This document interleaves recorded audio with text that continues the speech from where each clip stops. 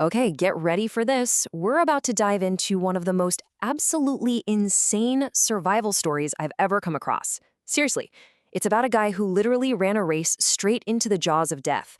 And somehow, he walked out alive. I mean, can you imagine? He was stripped of all hope, surrounded by this endless, empty sea of sand. He decided that was it.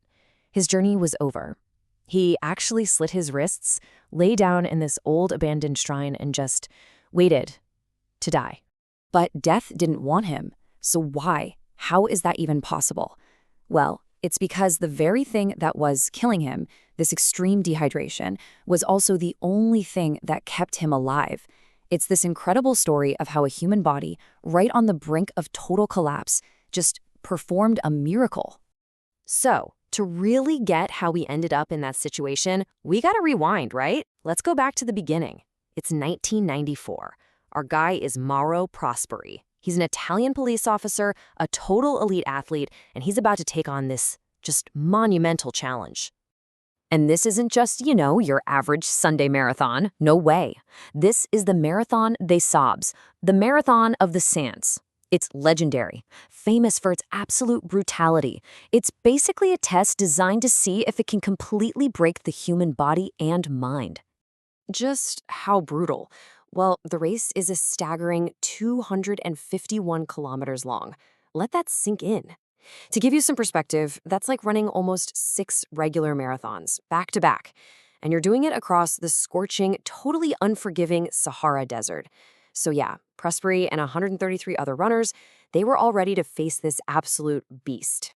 And the rules? They're merciless. You get 1 week, that's it. You have to carry everything, and I mean everything you need to survive right there on your back. Food, gear, the whole shebang. The organizers, they only give you water and only at specific checkpoints. And get this, you have to navigate the whole thing yourself, all alone, in temperatures that can climb above 45 degrees Celsius. I mean, it can literally cook you. And this is what they chose to do. So the first 3 days, everything's going pretty much to plan. Prosper is doing great. He's in his element. But then comes day 4. This is the longest, most difficult leg of the race. And that's when the Sahara, well, it decided to show everyone who was really in charge. Out of nowhere, this violent sandstorm just descends on them with terrifying speed. The wind is howling, and it's like a wall of sand just swallows the entire horizon. For 8 straight hours, you couldn't see a thing. 0 visibility. His entire world just vanished. And in that total chaos, Prosperi makes a fateful decision.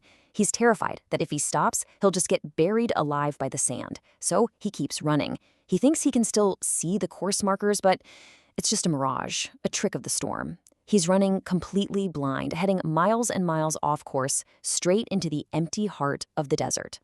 So when that storm finally clears up, Prosperi realizes he is utterly, completely lost. This is the moment his race ends, and his brutal, desperate fight for survival begins. He's about to spend the next 9 days all alone. And what's so wild about this timeline is how fast things escalate, It shows this rapid spiral from hope to just absolute despair. On day 5, a rescue helicopter flies right over him. He fires his one and only flare, but the pilot doesn't see it. Can you even imagine that feeling? That single moment, all his hope just evaporated, gone. By day 7, he's completely convinced he's going to die out there. To stay alive, he had to do some really unthinkable things. I mean, his water ran out fast, so he started drinking his own urine. He stumbles upon this abandoned shrine, and it's home to a colony of bats. So he catches them, cuts their throats with his little pocket knife, and he drinks their blood just to get some fluids. He ate whatever he could find, lizards, bugs, even raw snakes, whatever it took. By day 7, he'd just had enough. He'd completely given up. He was so sure death was coming for him that he decided, you know what? I'm going to meet it on my own terms. He found a piece of charcoal and he wrote this farewell message to his wife and his family. And then he just prepared to die. And this is where the story takes its most unbelievable twist. He cuts his wrists, but his blood had gotten so thick and syrupy from the severe dehydration that it just wouldn't flow. The wounds clotted up almost immediately. Isn't that incredible? The desert, in the very act of trying to kill him, had ironically saved his life. So when he woke up the next morning and he was alive, he took it as a sign. He thought, okay, I wasn't meant to die here. In that moment, it gave him this new, almost supernatural kind of resolve. He bandaged up his wrists, and he walked right back out into that sun. He didn't feel like a victim waiting to die anymore. He felt like a survivor who had a purpose. He pulled out his compass, picked a direction, and just started walking. But the physical toll was, it was immense. Over those 9 days, he lost a staggering 15 kilograms. That's almost 33 pounds. His body was basically a skeleton. His organs were starting to fail, but his spirit, at this point, it was absolutely unbreakable. So after walking for 2 more days, he stumbles upon a tiny oasis. And then, a miracle. He sees goat droppings, a sign of life. He follows the trail until he spots a young girl. Now, she had never seen a human look so terrifying, so of course she ran away screaming. But she came back with her grandmother, and this family of nomads, they took him in. They gave him food, and they gave him shelter. And when he was finally handed over to the authorities, the true scale of his journey became crystal clear. He hadn't just wandered a little off the path. No, he had walked 291 kilometers off course. He had actually crossed the border from Morocco and was deep inside Algeria. And back home, they'd already declared him dead.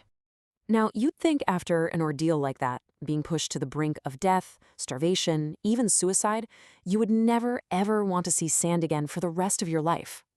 But for Mauro Prosperi, the story doesn't end with his rescue. Oh no. In fact, this is where it gets even more unbelievable, if you can imagine that. Yeah, incredibly, he went back. And not just once. He returned to the Sahara to run that same race, the one that almost killed him, 6 more times.